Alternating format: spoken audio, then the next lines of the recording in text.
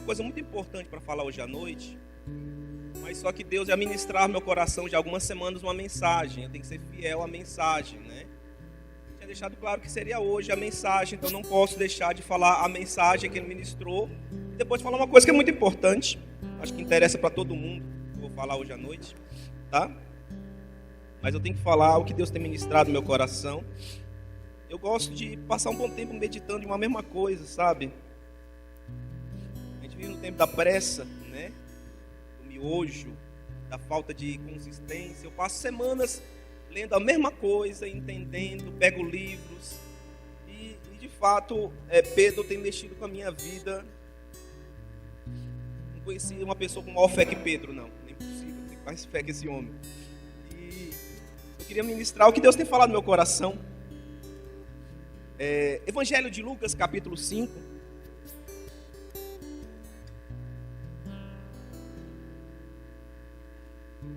Evangelho de Lucas, capítulo 5, do versículo 1 ao 11. Ou melhor.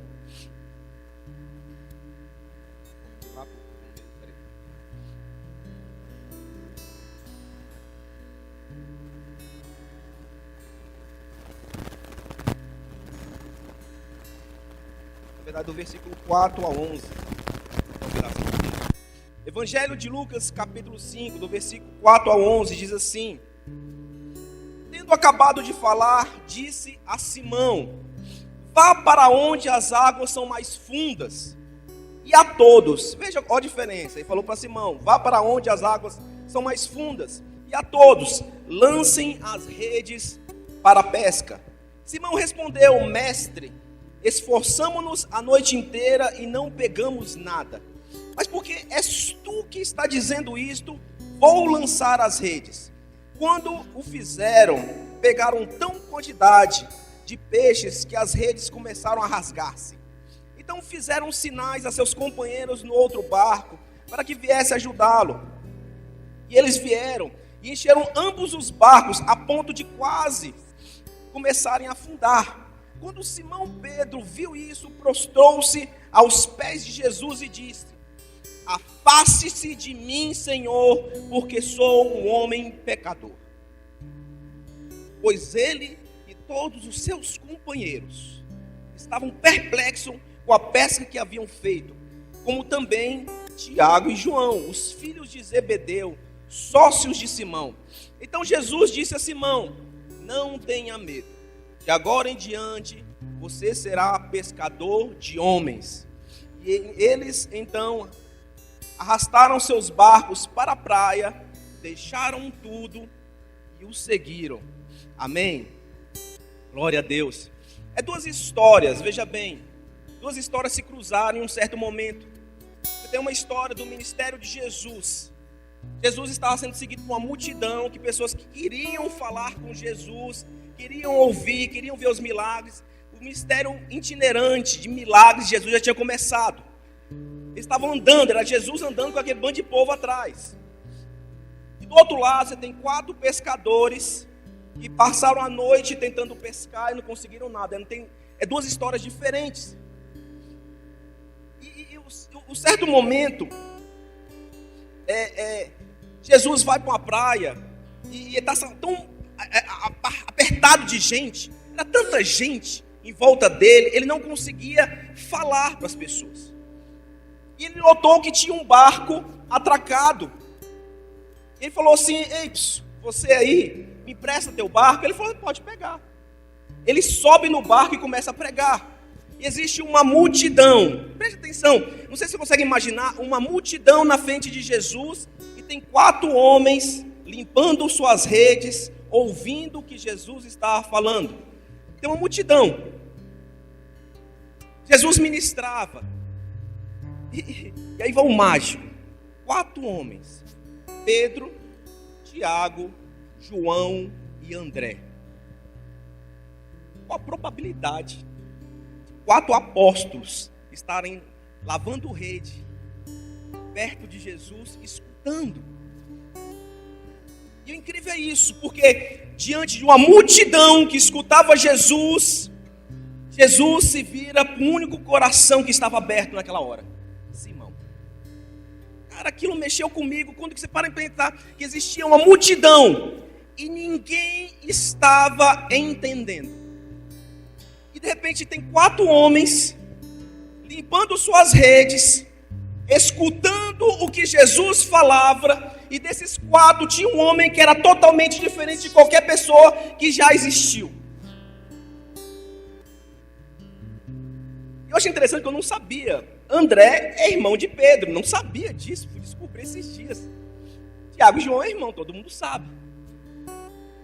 E voltando um pouco, eles sabiam quem era Jesus.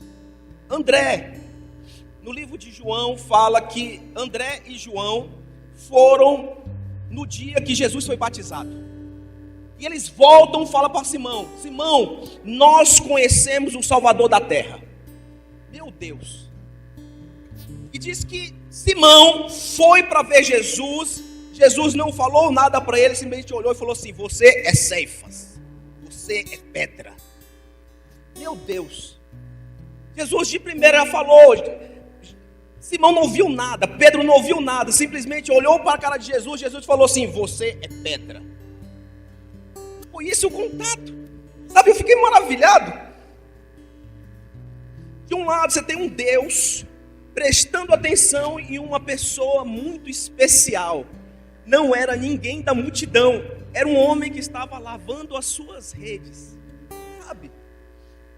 Quando você entende nível de fé, você tem Tiago e João, os filhos do trovão.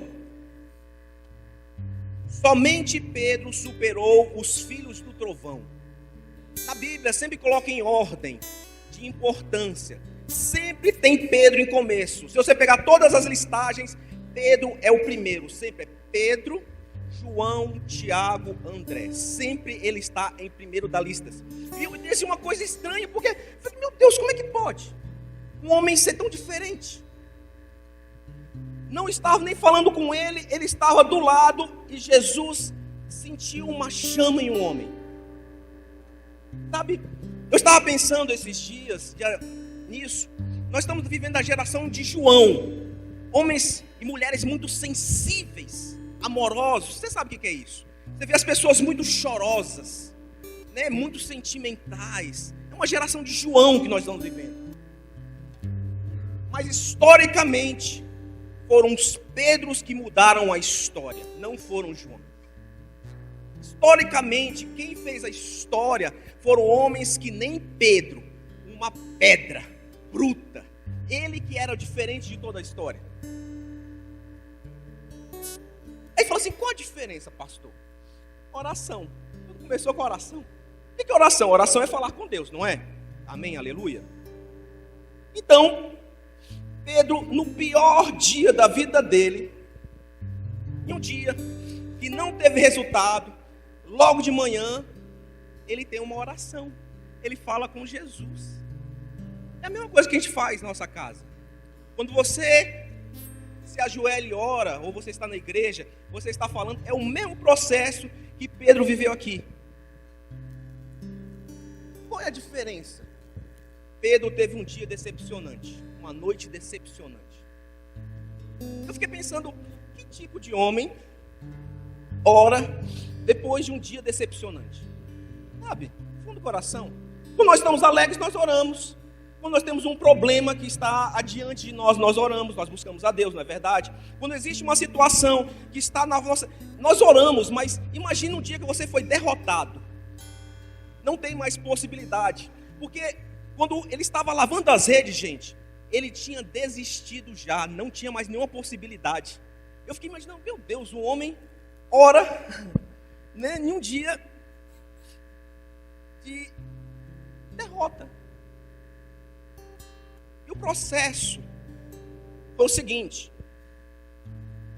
Pedro, Tiago, João e André foram pescar, não conseguiram nada, estenderam mais uma horinha, não conseguiram nada, estenderam mais uma hora, não conseguiram nada, estenderam mais uma hora, não conseguiram nada, estenderam mais uma hora, não conseguiram nada, começou a varar a noite todinha, eles não conseguiam nada. Foram dezenas de tentativas pescando, tentar pescar. E eles não conseguiram nada.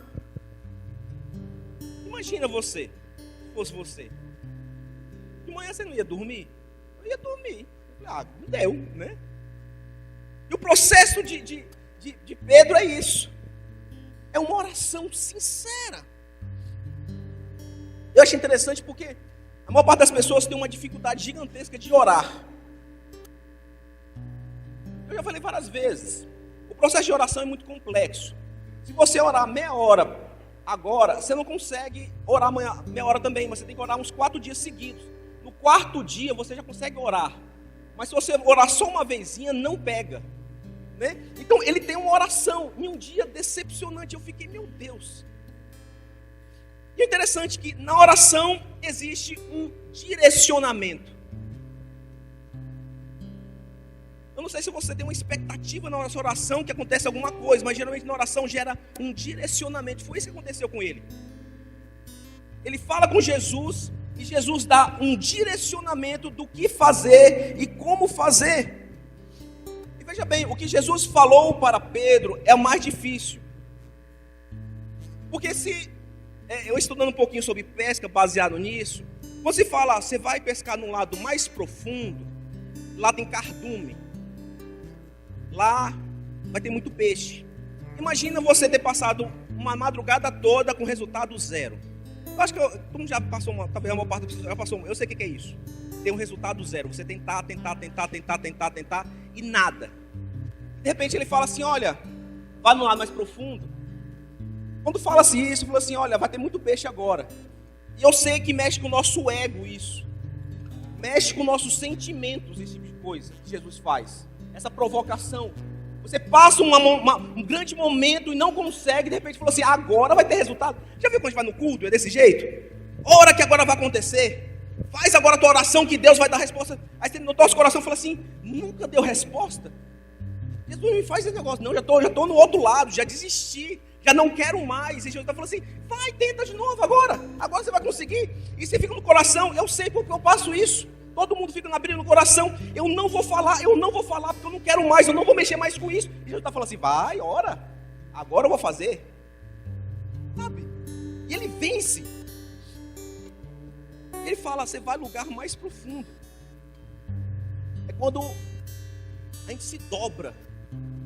Eu sei que orgulho, eu tenho orgulho também. Deus, eu não vou mais fazer isso. Ele vai, você vai fazer. Eu não vou. Ele fala, você vai. E a palavra de Pedro é linda quando ele fala assim, é porque é tu que está falando isso. É você que está falando isso. Se não fosse o Senhor, eu não faria isso mais. Sabe? E depois você tem primeiro a oração. Depois vem o direcionamento. Depois do direcionamento vem, sabe o quê? Obediência. Obediência. Porque não importa, não tem resultado nenhum somente fazer a oração e ter o direcionamento. Se não gerou uma obediência depois, não adiantou nem oração nem direcionamento, não é verdade? Porque primeiro você tem uma causa, você ora, Deus te dá uma resposta. Mas se você não obedece, o que adiantou ter o direcionamento e a oração que gerou? Então, toda oração que tem uma resposta, tem um direcionamento que gera, sabe, a obediência. É interessante porque o texto fala aqui, ele fala assim, Pedro, tu vai para o lado mais profundo e todo mundo vai estender essa rede. Porque o processo deles era diferente do que é hoje. Como é que funcionava? Para você entender como é que era no tempo de Jesus. Parte segurava a rede na praia. Pedro pegava o barquinho dele, a remo, ele ia lá longe e dava uma meia-lua. Era assim que era feito. Olha que difícil, sabe? Não era só pegar uma redinha e jogar. Os homens tinham que ficar aqui na ponta, ele tinha que remar até onde podia esticar aquela rede o máximo possível. Depois ele saía remando, dando a meia-lua, até finalizar. E depois eles puxavam a rede para pegar os peixes. Não era uma coisa fácil que Jesus falou. Ele podia ter falado, pega uns peixinhos aqui só para vocês comerem, né? Deixa aqui. Mas Jesus provocou a fé. E não foi somente isso. Era uma revelação. Ele está falando, Pedro, você vai para o mais profundo da minha vida. Você vai conhecer coisas que ninguém vai te conhecer. Eu vou te levar para o mais profundo. Os outros vão ficar no raso, mas você vai viver coisas que os outros não vão viver. Eu vou te enviar para o mais profundo, amém? Eu te levo para o mais profundo, Pedro. Tua fé é diferente. Os outros têm que ficar no raso, mas você, Pedro, você vai viver coisas que os outros não vão viver. Eu vou te levar para o mais profundo. Sabe, o que mexe comigo é isso. Por que Jesus não apareceu 2 horas antes e falou assim, vocês estão no mar aí, aproveita e já pega uns peixes, porque eles não vão conseguir pescar? Por que Jesus provoca dessa maneira um homem que estava já desistiu do processo, sabe? Eu fiquei pensando, o que levaria, por que Jesus fez isso com ele?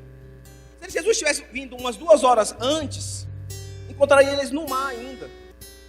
Não precisava fazer nada, gente. Estava lá, Pedro, aproveita que você está aí no mar, só estica aí que eu já estou aqui, já liberei a palavra, você pode pescar. Mas Jesus deixou ele no meio do mar, eles voltar. Mas a grande diferença está no versículo 6 do texto. Quando o fizeram. Sabe, existe a oração, existe o direcionamento, existe a obediência, mas existe o fazer de fato. E o texto é muito claro quando fala, se colocar no versículo 6 aí, vai falar o seguinte: quando o fizeram, amém? Fala para a pessoa ao seu lado assim, quando o fizeram. Quando o fizeram, pegaram tão quantidade de peixes, que as redes começaram a rasgar-se. Sabe, isso é o mais incrível, lindo da história. Ele é o que ultrapassou a barreira, ele fez.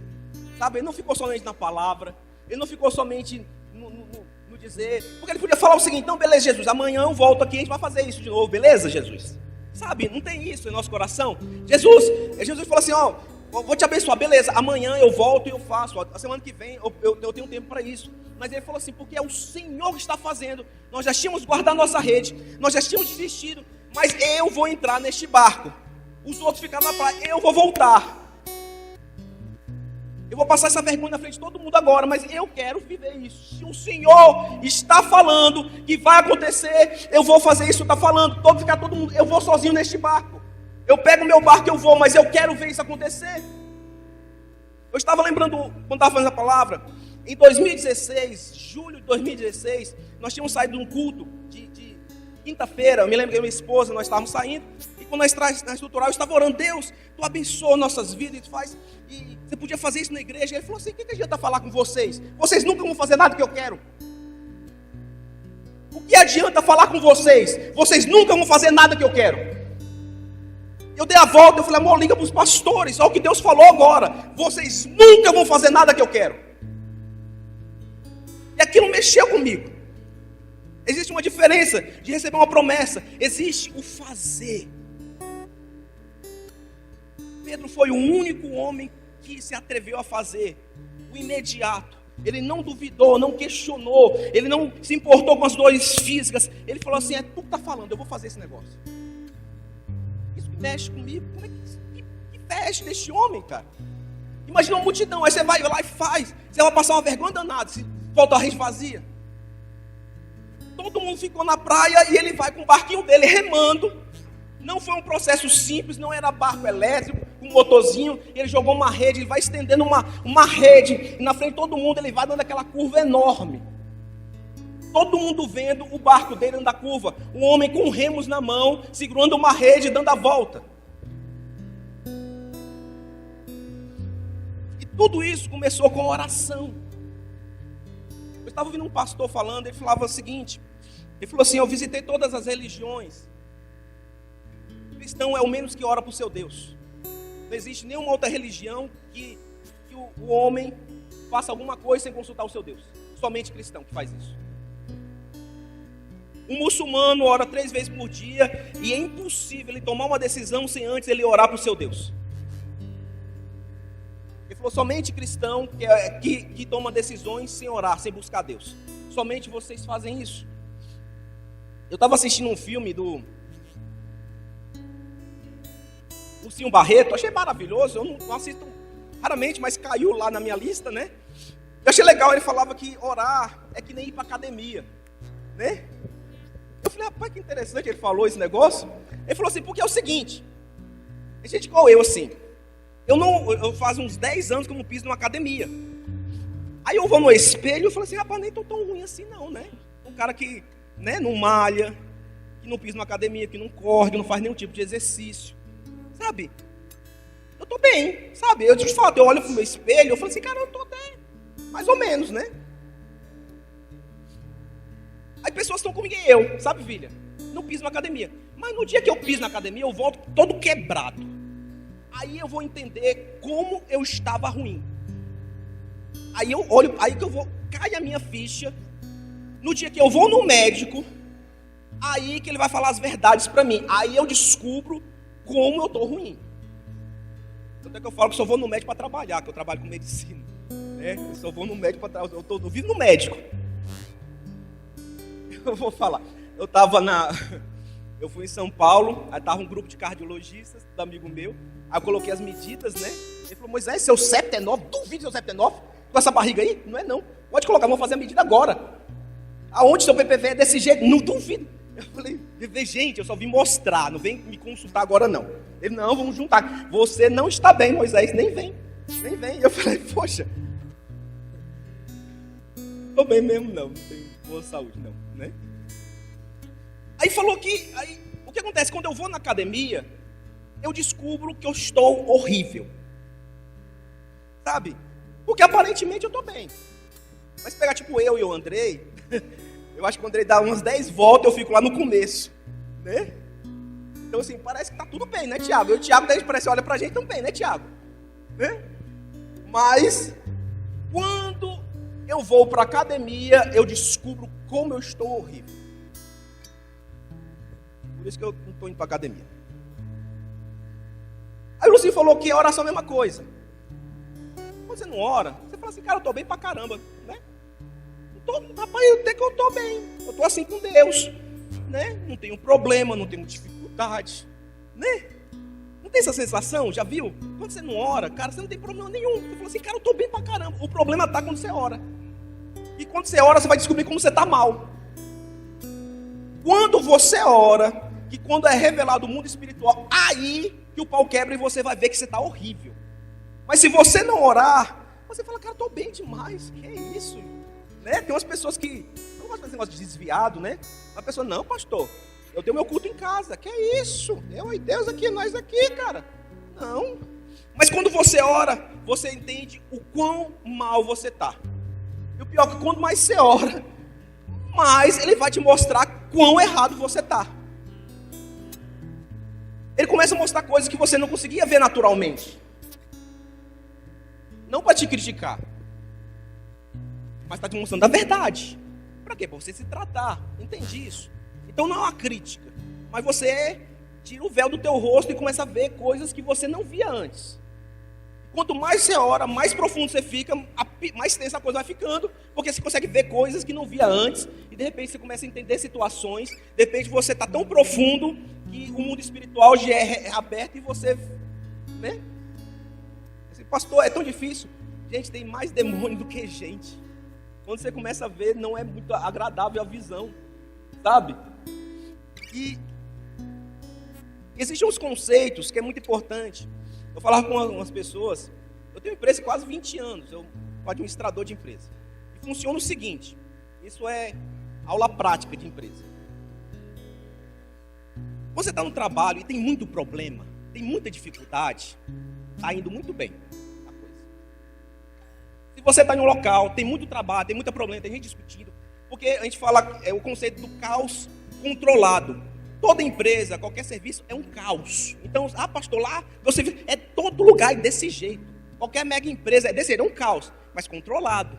Você consegue controlar o caos, né? Então, quando está tudo nervoso, está tudo complexo, tem gente, está ótimo. É assim que funciona. O problema está quando está calmo. Te juro. O grande problema Quando você vai na empresa e tá tudo tranquilo, cara, eu falo assim, pode se preparar que agora vem porrada, filho. Agora a coisa piorou. Por quê? Depois disso vem a queda. Você chega no local, não, tá tudo bem, tá tendo suporte aqui, tá tranquilo, mas problema nenhum, não tem problema nenhum. Gente, se você tá num lugar desse e tá desse jeito, começa a coçar a tua cabeça, porque agora o pau vai quebrar, agora vem a queda. Então vem sempre o precedente, sabe? Aí semana, né, é igual avião. Aí eu tava voltando de avião, né, viagem de avião, já fui uns 4, eu viajava congresso, então eu viajava muito. Aí eu entrei no avião agora, nas últimas. Aí quando eu sentei, entrou um casal do meu lado. E eles estavam conversando, aquele nervosismo. Aí eu entendi que era o primeiro voo deles, nunca tinham viajado na vida. Aí, eu experiente, né? Que é isso? Não preocupa, avião é extremamente seguro. Aqui não acontece nada. E tinha um filho dele aí, ó. Ele viaja, viu que é tranquilo? Os dois nervosos, do meu lado. E é claro, vou mostrar toda a minha segurança. Gente, avião é seguro. Nós vamos chegar em Brasília rapidinho, não precisa preocupar. Aí o cara tava assim, os dois conversando, eles nervosos com aquele negócio. Eu falei, gente, é o seguinte, o avião vai subir, vai balançar. Depois a gente tá lá em cima, é tranquilão. Eu durmo, cara. Toda viagem, de fato, eu tô no capota, eu durmo. Eu falei assim, é rapidinho, 1h30 a gente tá em Brasília, preocupa não. Gente, quando o avião começou a subir, ele começou a travar. Eu falei assim, gente, não é desse jeito sempre, é só desta vez. Tá? E o suor começou a escorrer. Meu Deus do céu, que é isso? Tá acontecendo? Eu falei, gente, ó, não sei o que aconteceu. Não é assim, avião é tranquilo, gente. Sabe? Aí quando chega lá em cima, estabilizou, né? O que vem depois do ficar estabilizado? Ele vai descer. É desse jeito. Então quando a nossa vida está subindo, ele fica batendo. É desse jeito a subida. Então a empresa quando está bagaceira, gente correndo, é problema, é cliente ligando, e é desse jeito. Então está tudo bem. Fala assim, a coisa está andando, tem cliente comprando, está tendo problema. Mas gente, quando está tudo parado, aí você tem que ficar preocupado. Então às vezes nós estamos tão quietinhos, falamos assim, cara, está tudo bem, não está? Não tem problema. Tem dia que eu chego e falei, gente, a gente não tem problema nenhum. Tá tudo bem, tá tudo bem. Tá com problema, não tô com problema. Tá com problema, não tô. Não, tá tudo bem. E isso que me deixa mais preocupado. Continua a história de Pedro. Deixa a criancinha. Um milagre, um verdadeiro milagre, é uma manifestação de Deus. As pessoas não conseguem entender isso. Um milagre é uma manifestação de Deus. Um milagre aponta para Jesus. Quando nós vemos um milagre, Jesus está aqui. Entende isso? Veja bem, eu não sei quem viu. Ontem muita gente postou isso, cara. Eu chorei com esse negócio. Uma mulher com um braço em Z. Era um Z o braço dela. As pessoas orando e o braço dela esticando assim. Não sei se alguém viu isso. Um monte de gente postou, mas hoje bloquearam. O Facebook está bloqueando. Eu saí caçando esse negócio.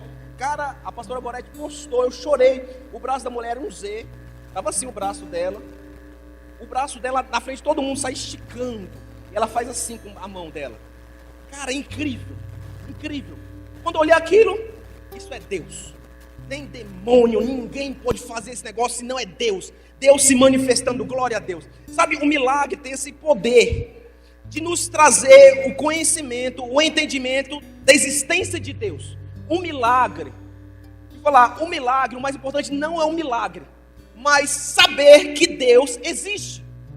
Quando existe um milagre, é um descobrimento. Um milagre é um descobrimento onde você pode ver Deus. Todas as vezes que existe um milagre, o mais importante não é o milagre. É falar, Deus está aqui. Não sei se você consegue entender isso. Existe uma amostra de Deus. O mais importante não é o milagre. Não sei se você consegue entender isso. Todas as vezes que existe um milagre, Deus está se mostrando. Albert Einstein fala, né, que as coincidências de uma maneira que Deus achou para se mostrar. Deus não quer se mostrar, mas quando existe um milagre, Deus se mostrou. Amém, aleluia, glória a Deus. Sabe? E o milagre tem um poder, sabe? Então, quando uma pessoa tem um coração verdadeiro, quando olha o milagre, ele mira para Jesus. Ele fala assim, meu Deus, Jesus está aqui. Sabe? O milagre fica secundário, porque o principal era Jesus. Jesus se mostrou agora, existe Jesus aqui. Sabe? Ele está aqui. Eu me lembro de uma pessoa, eu estava conversando com ela, frente a frente, uma moça, e ela falou assim, ai, está queimando aqui. Ai, eu acho que isso é Deus. Você está falando e alguma coisa está acontecendo no meu coração, está queimando. Ai, eu acho que chegou minha hora. Porque a família dela é toda evangélica e ela nunca tinha aceitado. E ela falou assim, eu acho que entendi, chegou o meu dia, agora eu vou me converter. O que aconteceu no meu coração, eu estou sentindo esse negócio que vocês estão falando. Eu falei, glória a Deus. Ela falou assim, acho que agora chegou o meu ponto, eu tenho que ir para uma igreja, a minha vida tem que mudar. Eu senti Deus. Aí eu, glória a Deus, que maravilha. Sabe, mas a próxima vez que eu encontrei com ela, e eu falei assim, e aí, como é que tá? E ela falou assim, eu já fiz a minha listinha. O que eu vou pedir para Deus, porque eu tenho que casar. E agora eu sei que ele está aqui, vai me dar meu casamento, vai me dar uma casa. Eu falei, gente, não é possível você estar falando isso na minha vida, não. Sabe, existem dois efeitos. Uma, Deus existe, Deus é maravilhoso, Deus está aqui, eu tenho que amá-lo. Deus existe e pode dar tudo o que eu preciso. Sabe isso? Existem dois efeitos de um milagre. Para alguns, existe Deus, agora eu posso ter tudo o que eu quero. Para o outro, existe Deus, eu quero Deus na minha vida. Eu não quero isso aqui. Eu não quero os bens, eu quero é Ele. Sabe, é difícil entender isso, mas imagina que você está frente a frente com o Criador de todas as coisas, aquele que é o tudo, o perfeito.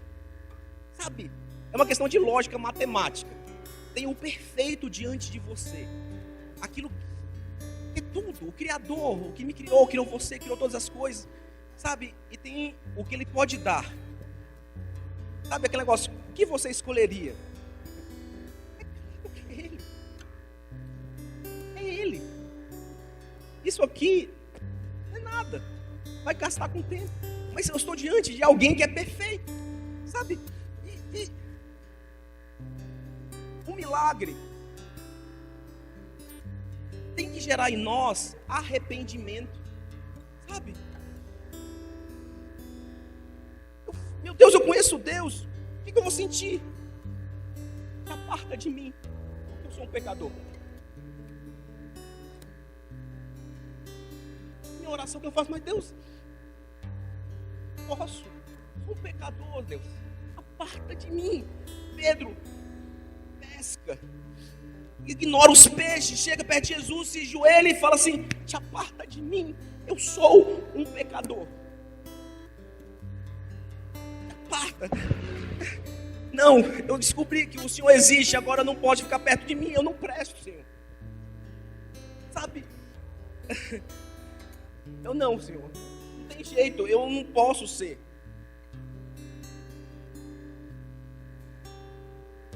Eu não quero os peixes. Senhor, Tu és o perfeito.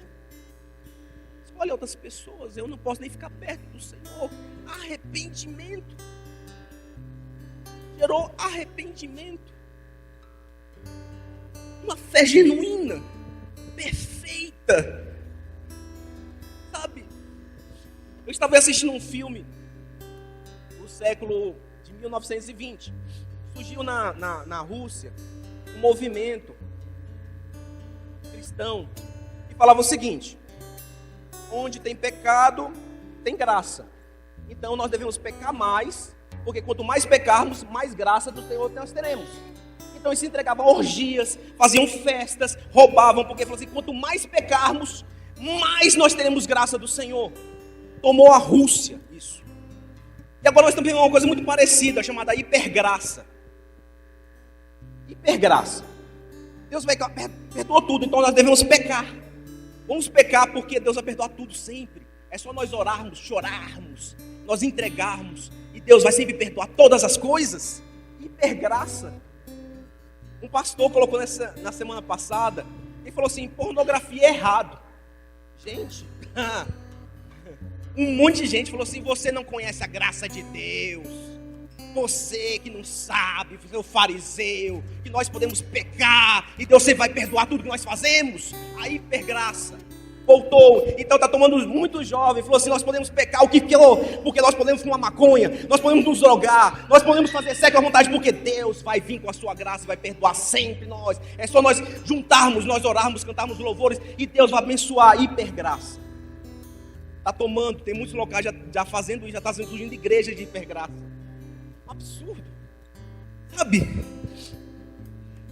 Um avivamento e não existe arrependimento não é avivamento. Recentemente o pastor falou assim: isso que estão fazendo agora não tem arrependimento. Isso não é avivamento. Pedro tem um milagre da vida dele. Ignora a pescaria milagrosa, milhares de peixes, sabe, uma riqueza, sabe, você ficou rico. O dia que você ficou rico, eu não quero peixe, Senhor, se aparta de mim, eu sou um pecador. Gerou arrependimento. Aonde você for e não existir arrependimento, não tem Deus naquele lugar. Pastor, as pessoas estão chorando, existe um derramamento do Espírito Santo. Se essas pessoas que estão chorando não estão se arrependendo, não é Deus que está fazendo aquilo lá. Porque aonde existe Deus, onde existe avivamento, existe arrependimento. O que nós estamos vendo, pessoas não estão se arrependendo. As pessoas estão chorando. As pessoas não estão se entregando mais.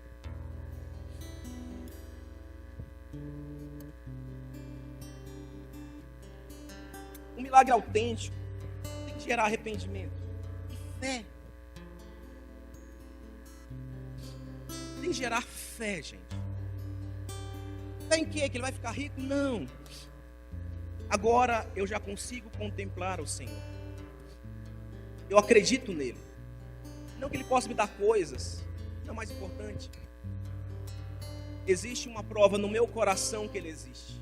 Ninguém pode mais apagar isso, amém? Pouco importa. Deixa comigo. Larga tudo. Como é que você faz a pescaria da tua vida? Sabe lá quantos mil ele ganhou naquele dia, cara?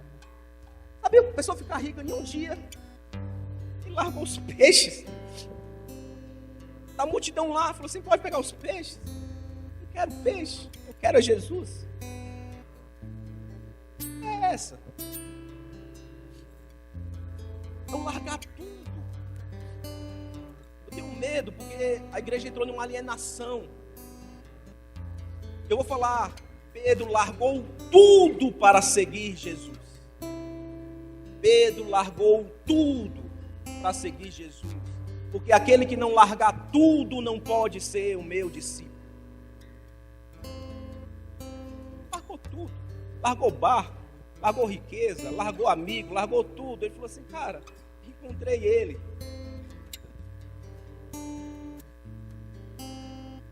E um milagre gera uma promessa, sabe? Eu acho tão interessante essa escadinha, sabe? Teve uma oração que gerou um direcionamento, que gerou uma obediência, que gerou uma ação, que gerou um milagre, e agora o milagre gerou uma promessa. Algo maior.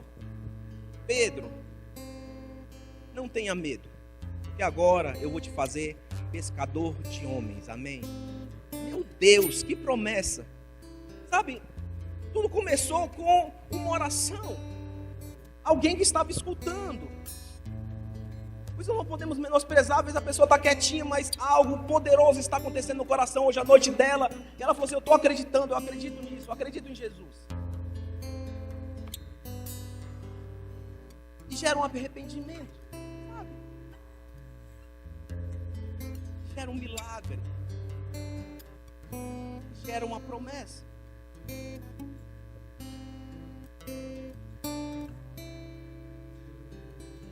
Promessa.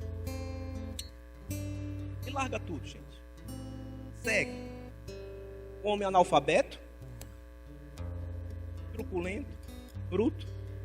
E ninguém conseguiu olhar para Pedro e falar assim: o que tem de Pedro de especial? Por que Pedro tem que ser o primeiro?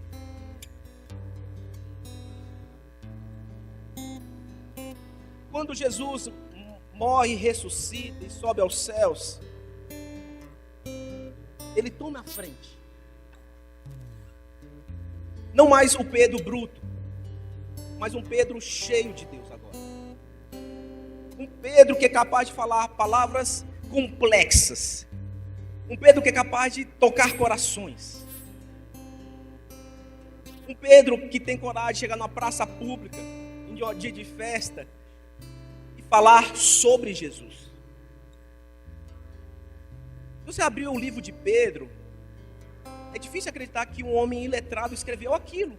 Como é que é possível um homem que nunca estudou escrever daquela forma? Ele escreve profundamente. Sabe isso? Novamente ele vai, praça pública, ele prega diante de homens, cita versículos, palavras inteiras.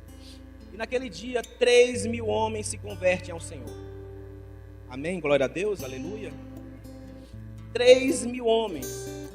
E a promessa do Senhor se cumpre sobre Pedro. Ele agora é um pescador de homens.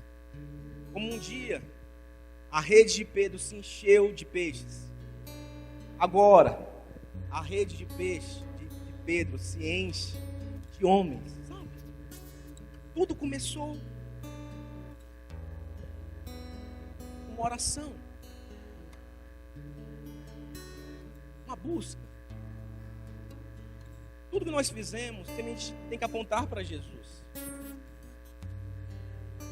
Eu estava falando do Sol Nascente sábado, né? Nós tivemos ontem uma ação. 10 anos. Eu acho que por minha mera contabilidade, nós ultrapassamos mais de 100 toneladas de alimentos entregues aqui. Por aí a mais. Eu estou chutando para baixo. E nos últimos anos, dá em torno de 17 toneladas em média. E se você me perguntar quem está doando, eu não sei. Porque nós temos uma listinha das pessoas que doam. Mas só que tem uma segunda lista das pessoas que eu não sei quem é. Nós temos doação do Acre, de São Paulo. Não sei. Todo lugar tem gente doando, sabe? Todo mês é a minha luta, né? Eu fico lá. Vai doar ou não vai? Vai doar ou não vai? Deus, e vai dar ou não dá? Aí todo mês, na conta, né? Eu conto as cestas, é na conta. Eu falei, gente, faz pelo menos 5 anos, 6 anos que nós estamos vendo uma multiplicação, um milagre. Autêntico, verdadeiro. Se você perguntar assim, pastor, é você que está fazendo isso? Eu sei que não sou eu que estou fazendo isso. Sabe? E tudo isso deveria apontar uma coisa: Jesus está aqui. Nós fizemos um Sorria Criança agora. Aí ganha a chácara, ganha os negócios, ganha as bolsas, ganha não sei o quê, ganha não sei o quê. Quando você vê tudo aquilo, aponta uma coisa: Jesus existe. Ele está aqui. Sabe? Esse ano eu vi tanta gente prosperar, ser promovido. Sabe, não é coisa. Eu em 2012, 2013, eu vi 13 pessoas da igreja na mesma semana sendo promovidas. 13 pessoas da igreja e simultaneamente sendo promovidas. E esse ano, eu posso falar, várias pessoas foram promovidas aqui. Vieram chefes, supervisores, seja lá o que for. Aí você fala assim, quem fez isso? Então, para mim, só tem uma pessoa que podia fazer isso: Jesus. Sabe? Aí você fala assim, pastor, então aí tem... Não, gente. Jesus. Tudo isso só aponta uma coisa: Ele está aqui. Sabe? Pastor, então nós devemos pedir mais coisas? Não. Deixa mais arrepende no meio do meu coração, porque Ele está aqui. Se Ele não estivesse aqui, seria mais fácil. Mas se Ele está aqui, é problema, gente. Eu preciso me arrepender mais, eu tenho que me provar mais, eu tenho que me entregar mais, eu tenho que abrir mão mais, eu tenho que ir buscar mais. Eu não posso, porque Ele está aqui. Se Ele não tivesse, seria mais fácil. Mas Ele tem um problema grave, Ele está aqui. Malaquias diz: se Se um governador chegasse na tua casa, como você trataria? E por que você não me trata dessa maneira? Qual é o meu problema? Por que ninguém me trata? Por que ninguém me honra? Por que ninguém me respeita?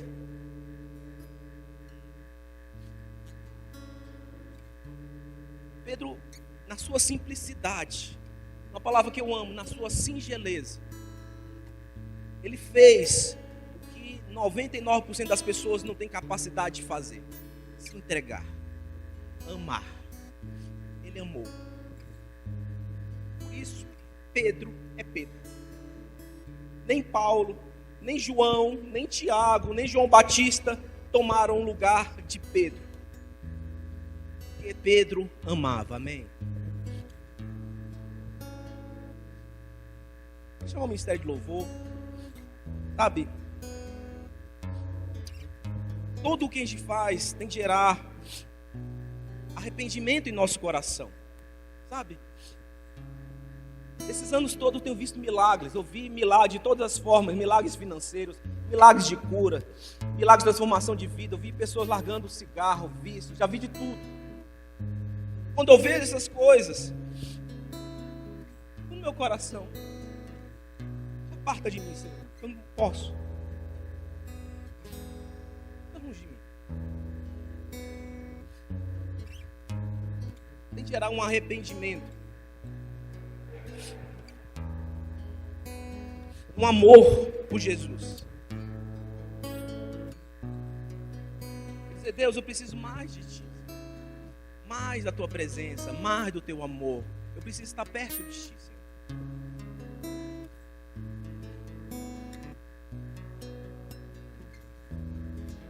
Feche seus olhos. Esse ano foi um ano muito especial, acho que para uma parte da gente. As pessoas receberam promessas, bênçãos, coisas que esperavam há tantos anos, sabe? Eu tenho acompanhado a história de algumas pessoas. Para algumas pessoas foi um ano ímpar, sabe? Um ano de realizações, um ano de portas abertas, um ano onde Deus se manifestou, sabe? Eu vi coisas esse ano que acho que há muitos anos eu não via. Pessoas que esperavam promessas há tantos anos, sabe? Eu vi acontecendo, eu vi sinais, eu vi Deus curando, colocando mão em pessoas. Nós tivemos reuniões tão extraordinárias aqui. Teve reunião de quinta-feira que Deus me tomou e foi uma glória neste lugar. Como há 7, 8 anos eu não sentia isso em Deus.